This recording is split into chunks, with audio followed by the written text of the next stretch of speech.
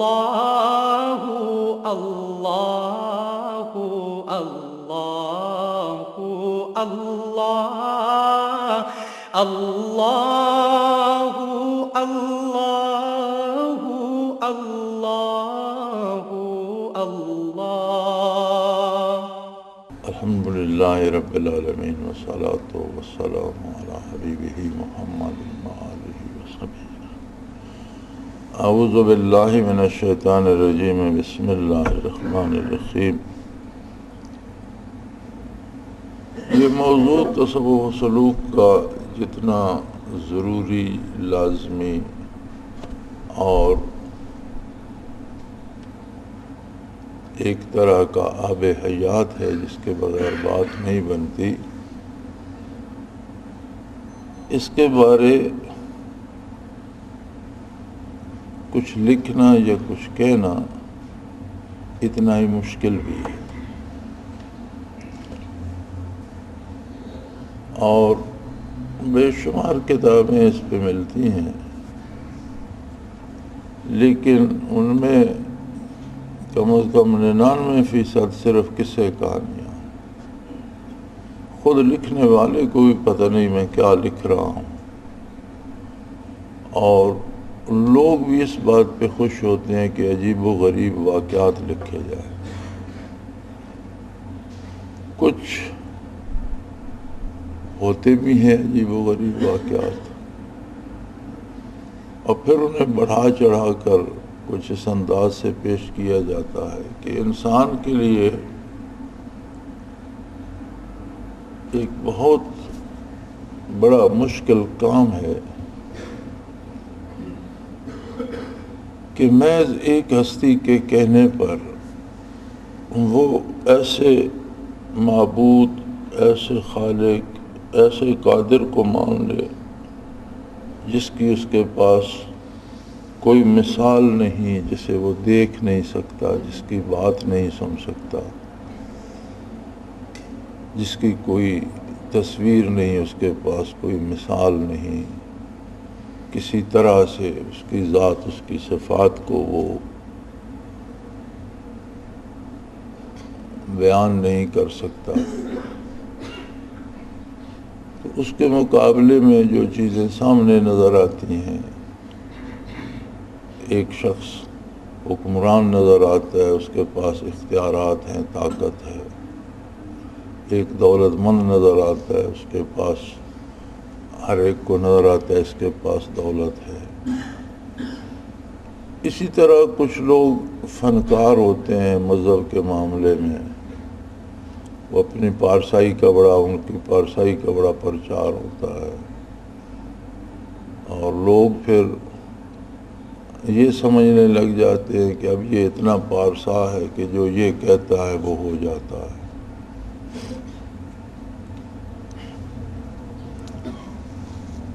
تو اکثر انسان اندیکھے خدا کو ماننے کے لیے تیار نہیں ہوتے. اکثریت جو ہے وہ جو چیزیں اس کے علم، عقل اور اس کی نگاہ کی قید میں آتی ہیں ان پہ زیادہ بھروسہ کرتا ہے. اور یہ بھی بڑی عجیب بات ہے کہ کسی کے پاس کتنی بڑی دولت ہو، وہ کو بانٹتا پھرتا ہے، ساری عمر اس کی خدمت کرتے رہو، تو آپ کو اس میں سے حصہ تو نہیں دیتا. جس کے پاس اختیار ہے اس کے پاس فریاد کرتے رہو، اسے کوئی خاص فرق نہیں پڑتا. بہت کم ہے کہ کسی کی بات کی طرف ایسے لوگ توجہ دیں. اسی طرح جو ایک لبادہ بناوٹی اوڑھ لیتے ہیں اور خدائی صفات میں شریک ہو جاتے ہیں، تو ان لوگ ان کی اول فول باتوں کو بھی معنی پہناتے رہتے ہیں. یہاں ہمارے قریب ہی ایک شخص پاگل ہوتا تھا. ہم نے تو جب دیکھا تب سے وہ پاگل تھا، اسے ہوش نہیں تھا، کھانے پینے کا، پیشاب پاخانے کا بھی پتہ نہیں تھا، لباس کا بھی پتہ نہیں تھا. لوگ بیٹھے ہوتے تھے اس کے گردا گرد اور وہ بیٹھا پیشاب کر دیتا تھا. ننگ دڑنگ بیٹھا ہوتا تھا، سردیاں آ جاتی تھی تو کوئی کمبل دے دیتا، سردی لگتی تو کمبل لپیٹے رکھتا تھا، گرمی میں ویسے ہی بیٹھا ہوتا تھا۔ مرد عورتیں وہاں ایک مجمع ہوتا تھا۔ وہ پاگل آدمی تھا، وہ پتہ نہیں کیا بکتا رہتا تھا، کہاں سے کوئی سمجھ، اس کی باتوں میں کوئی ربط نہیں ہوتا تھا۔ میں 2-3 دفعہ یہ تماشا دیکھنے وہاں گیا، وہ پتہ نہیں کہاں کی آنکھ رہا ہوتا تھا، اتنا بڑا سانپ ہے وہاں، اتنے گھوڑے دوڑ رہے ہیں وہاں، لڑائی ہو رہی ہے، اس طرح کی اول پھول بکتا رہتا تھا۔ اب جو لوگ بیٹھے ہوتے تھے وہ انہی باتوں سے اپنے لیے مطلب اخذ کرتے رہتے تھے، یہ تو مجھے کہا، یہ تو مجھے۔ تو انسانی مزاج بھی عجیب ہے کہ جس بندے کو اپنے آپ کو سنبھالنے کی ہوش نہیں ہے، اسے تمہاری فکر کب سے لگ گئی۔ بندہ تھوڑا سا اگر سوچے سمجھے تو ایک بندے کو اپنے بدن کا ہوش نہیں ہے، اپنے آپ کو سنبھالنے کا ہوش نہیں ہے، ستر عورت کی فکر نہیں ہے، جانوروں کی طرح کوئی چیز دو کھا بھی لیتا ہے، بیٹھا بیٹھا پیشاب پاخانہ کر دیتا ہے، اسے تمیز ہی نہیں ہے، تو وہ آپ کی فکر کیوں کرنے لگا؟ آپ کے لیے اسے کیا چنتا پڑ گئی کہ وہ آپ کے مسائل بیان کر رہا ہے؟ اسی طرح بعض لوگوں کو طب نہیں آتی، طبیب بن جاتے ہیں، تو نبض پہ ہاتھ رکھیں تو کوئی 10-20 بیماریاں گن دیتے ہیں، کوئی نہ کوئی ان میں سے بندے کو ہوتی ہے، وہاں وہ بول پڑتا ہے جی یہ مجھے یہ بھی تکلیف ہے، بس وہ ان کی حکمت چلتی رہتی ہے۔ اسی طرح کچھ نجومی بنے ہوئے ہوتے ہیں، وہ ایک سرے سے گننے لگتے ہیں، دوسرے سرے تک گن جاتے ہیں۔ اب میرے خیال میں کئی سالوں سے یہ ایک معاملہ چل رہا ہے جو کوئی اقتدار میں آتا ہے، وزیر اعظم بنتا ہے، تو اس کا ذائچہ پھر وہ جو ویکلی ایڈیشن آتے ہیں نا اخباروں میں، ان میں پھر کئی نجومیوں کا اس خانے میں وہ تھا، اس خانے میں یہ تھا، اس خانے میں فلاں ستارہ اور سیارہ تھا، فلاں یہ اس تھا، اس لیے یہ وزیر اعظم بن گیا۔ ابھی کنجرو، تمہیں اس سے پہلے تو پتہ نہیں چلتا کہ بن جائے گا، جب بن جاتا ہے تو پھر ستارے ایڈجسٹ ہو جاتے ہیں۔ یعنی کسی نے آج تک یہ تو کوئی ستارہ نہیں ڈھونڈا کہ فلانے کے وزیر اعظم بننے کی توقع ہے، نہیں، جب بن چکتا ہے تو پھر وہ سارے سیارے ستارے۔ اور آپ کو حیرت ہوگی، پہلے یہ ہندوستان میں تھا کہ سرکاری نجومی ہر وزیر کے پاس، وزیر اعظم کے پاس، صدر کے پاس، ہندوؤں میں تو سارا ہے یہ سلسلہ توہم پرستی کا۔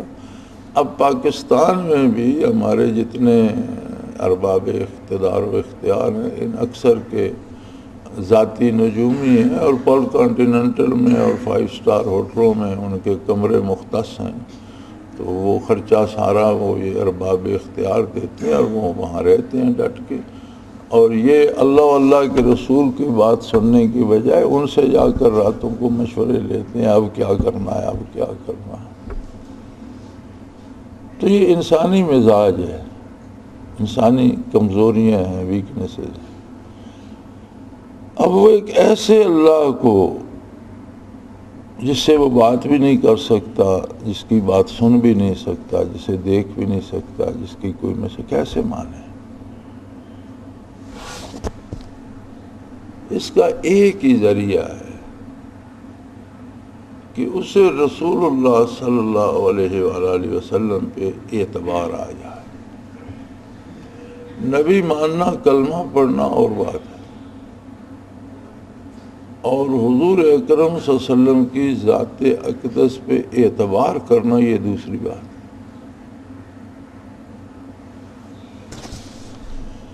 ہم لوگ کلمہ پڑھنے کے باوجود اپنے تجربے سے تو سیکھ لیتے ہیں، حضور کے ارشادات سے نہیں سیکھتے۔ جب کوئی کام کرتے ہیں نقصان ہوتا ہے تو اس سے تو ہم کچھ نہ کچھ سیکھتے ہیں، لیکن جب حضور صلی اللہ علیہ وسلم نے منع فرما دیا اس سے نہیں سیکھتے۔ ہم اس سے سیکھتے تو سارا ملک سود کیوں کھاتا؟ بڑے بڑے پارساں، بڑے بڑے نیک، ہمارے ایک حاجی صاحب ہوتے تھے،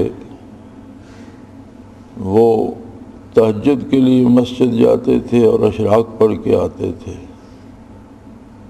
اور زور کے لیے جاتے تو عموماً عصر پڑھتے، مغرب پڑھتے، عشاء پڑھ کے آتے تھے، تلاوت کرتے رہتے تھے، یہ ذکر کرتے رہتے۔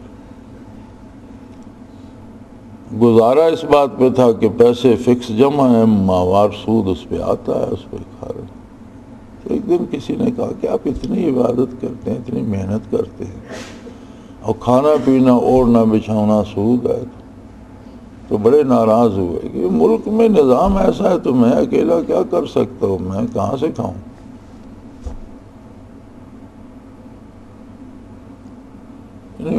ملک میں نظام ایسا ہے تو یہ جواز تو نہیں بن جاتا سود کے حلال ہونے کا، اور جو لوگ سود نہیں کھاتے وہ بھی تو زندہ ہیں، اللہ انہیں بھی روزی دے رہا ہے۔ کتنے ایسے لوگ ہیں جن کا بینک میں حساب ہے ہی نہیں، جن کے پاس بینک میں رکھنے کو کچھ ہے ہی نہیں، وہ بھی تو کھا رہے ہیں۔ بات اعتبار کی ہوتی ہے، اعتماد، اور یہی ایمان ہے۔ یہ جو اعتبار ہے نا نبی کریم صلی اللہ علیہ وسلم پر، اصل میں دراصل ایمان یہی ہے۔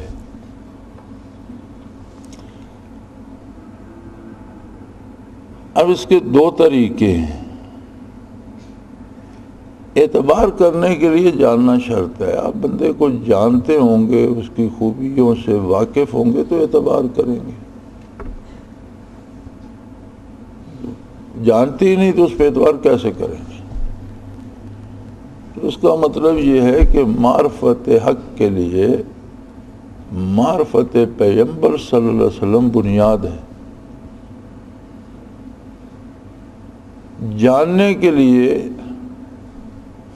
آپ کی سوانح مبارک کو پڑھیے، آپ صلی اللہ علیہ وسلم کے حالات پڑھیے، بچپن سے لے کر وصال تک کی حیات طیبہ کو پڑھیے، زندگی مبارک کو پڑھیے، آپ سے ذاتی شناسائی پیدا کیجیے، آپ ذاتی طور پر جانتے ہوں کہ محمد الرسول اللہ صلی اللہ علیہ وسلم کون ہستی تھی، کیسی ہستی تھی جس نے نبوت اور رسالت کا دعویٰ کیا، کہاں پیدا ہوئے، کن لوگوں میں پلے بڑھے، وہ لوگ کیا تھے، حضور اکرم صلی اللہ علیہ وسلم کیا تھے، معاشرہ کیسا تھا، اس میں ایک اکیلی ہستی کیسے تھی، پھر جب آپ نے اعلان نبوت فرمایا تو کیوں فرمایا، پھر کیسے وہی نازل ہوئی اور ماحول کیسا تھا، کتنا مشکل کام تھا اعلان نبوت اور توحید باری کا اعلان، پھر اس میں کتنی قربانیاں، کتنی مشکلات حضور اکرم صلی اللہ علیہ وسلم نے اور آپ کے ان خادموں نے جنہیں مکی زندگی میں آپ کی رفاقت نصیب ہوئی، ایمان نصیب ہوا، کتنے ابتلا، کتنی آزمائشیں، کتنی مصیبتیں سہی۔ اگر ہم یہ باتیں جانیں گے نہیں تو جو اعتبار آقا نامدار صلی اللہ علیہ وسلم پہ ہونا چاہیے وہ ہمیں نہیں نصیب ہو۔ دوسرا، دو ہی طریقے۔ دوسرا طریقہ ہے کہ وہ برکات دل میں آئیں جو حضور اکرم صلی اللہ علیہ وسلم نے بانٹی۔ اب وہ برکات کیفی ہیں، کیفیات ہیں۔ بندے کی مختلف عمومی دنیاوی کیفیات بھی ہوتی ہیں، خوشی ہوتی ہے، ناراضگی ہوتی ہے، غصہ ہے، غم ہے۔ اب آپ غم و غصے کے لیے کتنی لکھ لکھ کر کتابیں پڑھ دیں، لیکن جسے غم آئے گا، صدمہ ہوگا، اسے پتہ چلے گا غم کیا ہو۔ کسی کو غصہ دلا دیں تو اسے پتہ چل جائے گا غصہ کیا ہوتا ہے، کسی کو کوئی خوشی نصیب ہو تو اسے پتہ ہوگا کہ خوشی کیا ہوتی ہے۔ کتابیں لکھنے، کیفیات جو ہیں یہ الفاظ میں قید نہیں کی جا سکتی اور انہیں جتنا بھی لکھتے جاؤ سمجھائی نہیں جا سکتی۔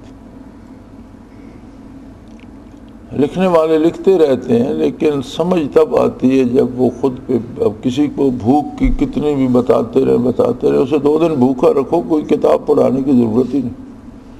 ایک وقت کا کھانا نہ دو تو اسے شام تک، صبح کا کھانا نہ دو شام تک سمجھ آ جائے گی بھوک کیا ہوتی۔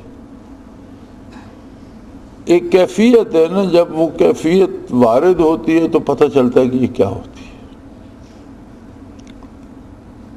تو یہ رشتہ تصوف سلوک کا جو ہے یہ نبی کریم صلی اللہ علیہ وسلم کے قلب اطہر کے ساتھ قلبی رشتہ ہے. جسے بھی ایمان نصیب ہوتا ہے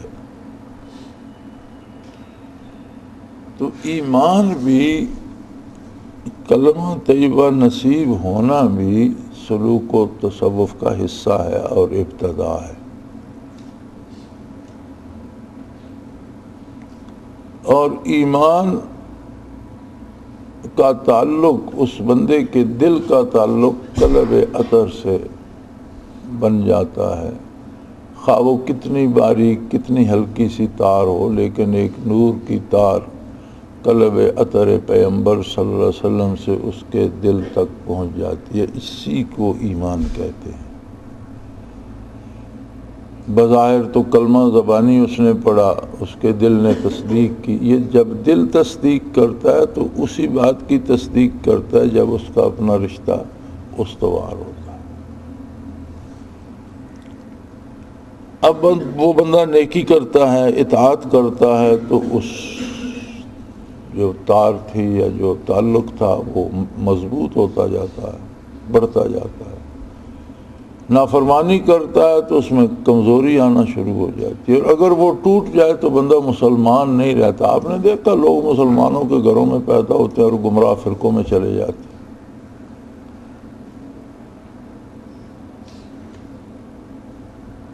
اس کا سبب یہی ہوتا ہے کہ وہ رشتہ ٹوٹ جاتا ہے اور وہ کوئی بھی گمراہ فرقہ انہیں اچک لیتا ہے. اب اس میں یہ بڑا اللہ کریم کا بہت بڑا انعام ہے کہ کوئی ایسی ہستی مل جائے جس کے قلب میں تار نہیں، دریا ہوں، سمندر ہوں، اور وہ بانٹ بھی رہی ہو، اور ہمت پہ بات ہو کہ بندہ جتنا دامن پھیلائے، جتنا سمیٹ سکے سمیٹ لے. تو یہ تاریخ اسلام میں بھی تبع تابعین کے بعد بہت شاذ رہا ہے. لوگوں نے زندگیاں اس میں خرچ کی، سفر کیے، تلاش کیے ایسے لوگ، اور بعض لوگ ایسے بھی دنیا سے چلے گئے جو زندگی بھر تلاش کرتے رہے، انہیں کوئی بندہ ملا نہیں.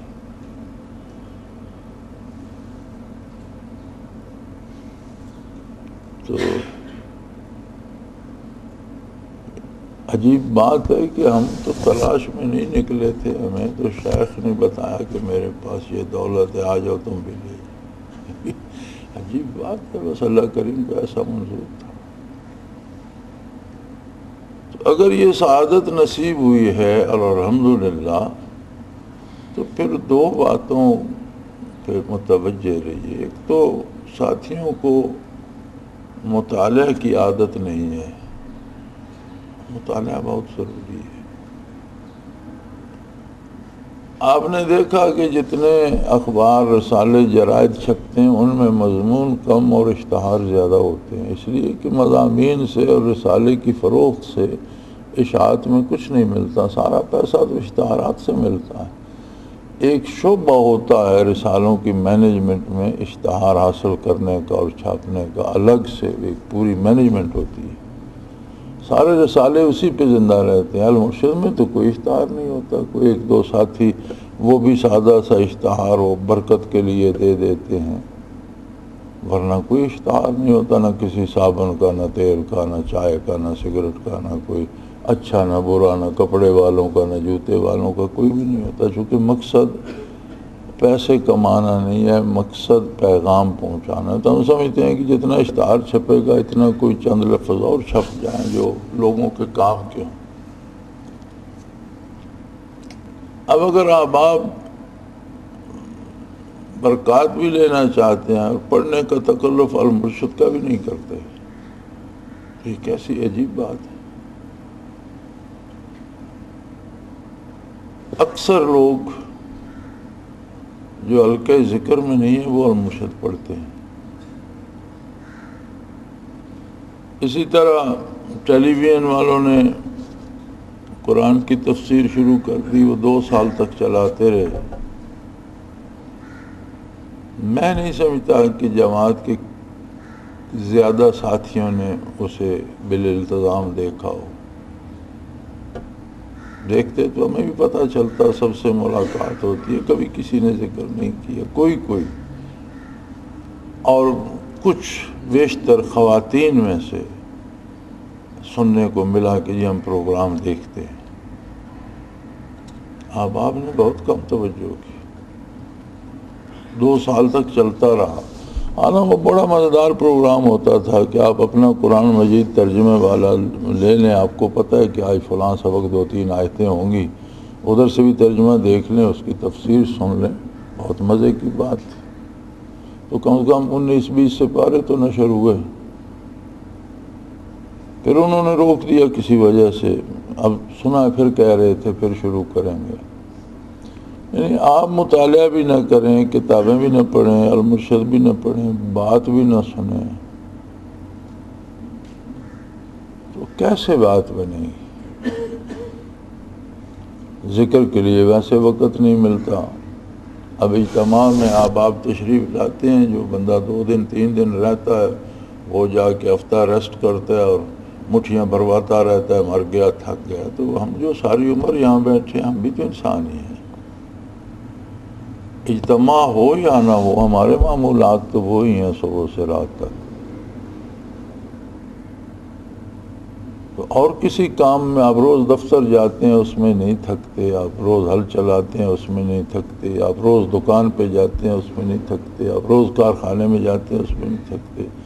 2 دن ذکر کے لیے آ جاتے ہیں اس میں تھک جاتے ہیں. کوئی زمین پہ لیٹ نہیں سکتا، کوئی زمین پہ بیٹھ نہیں سکتا، کسی کے گھٹنے ٹیڑھے ہیں، کسی کا کچھ ہے. یار کچھ تو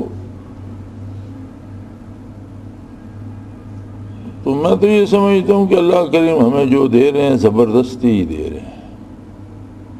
ہم پہ ٹھونسا جا رہا ہے.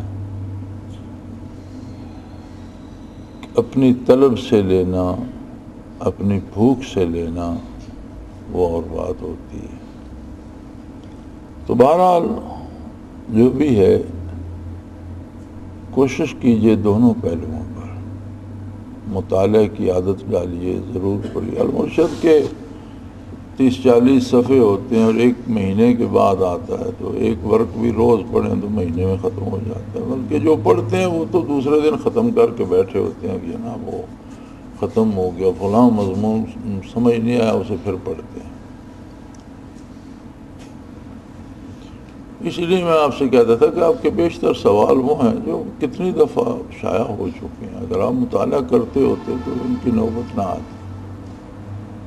اس لیے نہیں کہتا کہ میں سوال پوچھنے سے منع کر رہا ہوں. میرا مقصد یہ تھا کہ آپ مطالعہ کیجئے. سیرت نبوی علیہ صاحب الصلاۃ والسلام کے کتنی بے شمار لوگوں نے، گنا نہیں جا سکتا کہ کتنے لوگوں نے حضور نبی کریم صلی اللہ علیہ وسلم کی حیات طیبہ پر اور سیرت مبارک پر لکھنے کی سعادت حاصل کی، متقدمین سے لے کر آج تک. بے شمار کتابیں ملتی ہیں. پڑھیں، مطالعہ کریں. ذکر و مجاہدے میں محنت کریں. کیفیات دل میں آئیں تو زیادہ سمجھ آتی ہے، اور ساتھ مطالعہ بھی ہو تو نور علی نور ہو جاتا ہے.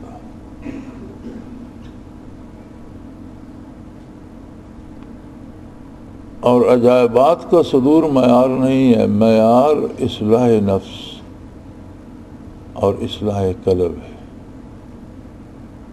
جتنا یقین پختہ ہو، جتنا اعتبار نصیب ہو اللہ کے رسول صلی اللہ علیہ وسلم پر، اتنا سمجھیں کہ ذکر سے فائدہ ہو رہا ہے. اور جس قدر اعمال و کردار میں اللہ اصلاح کی توفیق دے، گناہ سے ڈر لگنے لگے، نیکی پسند آنے کی طلب آئے. کیونکہ مان تو آخر سارے جائیں گے. بات یہیں آ کے اٹک جائے گی کہ میدان حشر میں تو سارے کافر بھی کہیں گے کہ ہم نے جنت دوزخ بھی دیکھ لی، بار الہ تیری بارگاہ بھی دیکھ، اب ہمیں دنیا میں بھیج، دیکھ ہم کیسی عبادت کرتے ہیں کتنے. فرمایا وہ ماننا وہ تب تھا جب میرے نبی کے کہنے پہ مانتے. اب دیکھ کے تو انکار کرنے کی گنجائش ہی باقی نہیں رہ جاتی. تمہارے پاس چوائس جب تھی تب تم نے انکار کیا. اب تمہارے پاس چائے سے کوئی نہیں تو اب مانو گے نہیں تو کیا کرو گے؟ اب ماننے کا کوئی فائدہ نہیں، اب جاؤ جہنم۔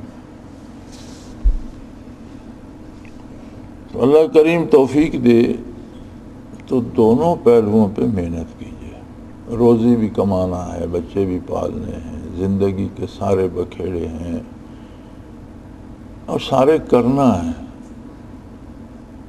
لیکن اگر ان پہ اطاعت پیغمبر کی چھاپ لگ جائے تو یہ سارے رکوع و سجود بن جاتے ہیں۔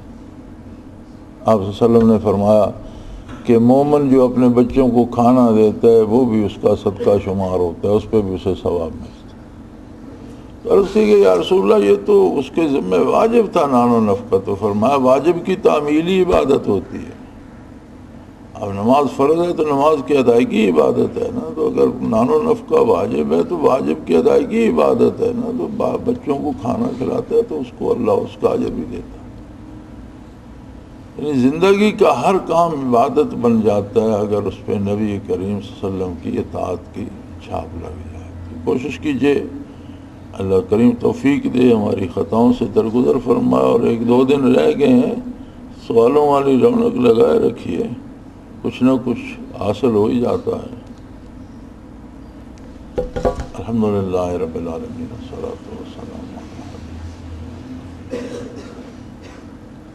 اللہم ربنا لا تقتلنا بغضبک ولا تهلكنا بعذابک واعف عنا اللہم ربنا لا تسلط علینا من لا يرحمنا انت ولینا فی سفرنا وحزننا فینا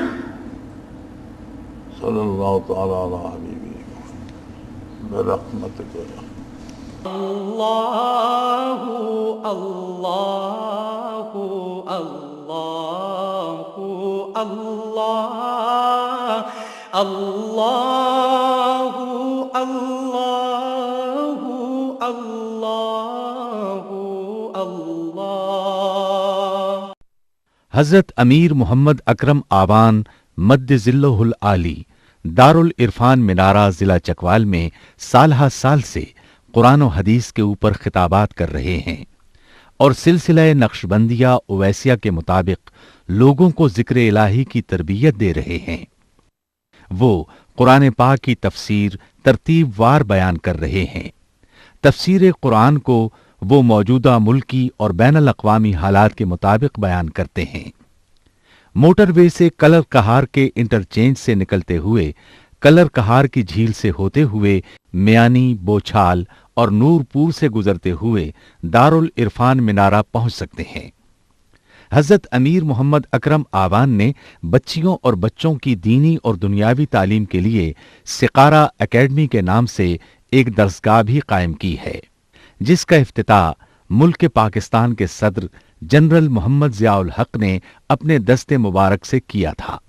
وہ تمام احباب جو اسلام کی طلب رکھتے ہیں ان سے گزارش ہے کہ دارالعرفان منارہ ضلع چکوال میں امیر محمد اکرم آوان صاحب کے خطابات سے مستفید ہوں۔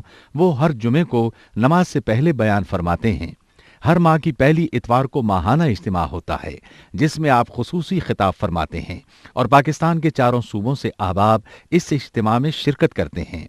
اس کے علاوہ یہاں سال میں 2 مرکزی اجتماعات بھی ہوتے ہیں، ایک رمضان المبارک میں اعتکاف کا اجتماع اور دوسرا جولائی اور اگست میں 40 دن کا اجتماع ہوتا ہے جس میں روحانی تربیت کی جاتی ہے۔ اپنا خون سیماب دے کر اتنا ہم کر جائیں گے، نام آقا کا چمن میں پھر رقم کر جائیں گے۔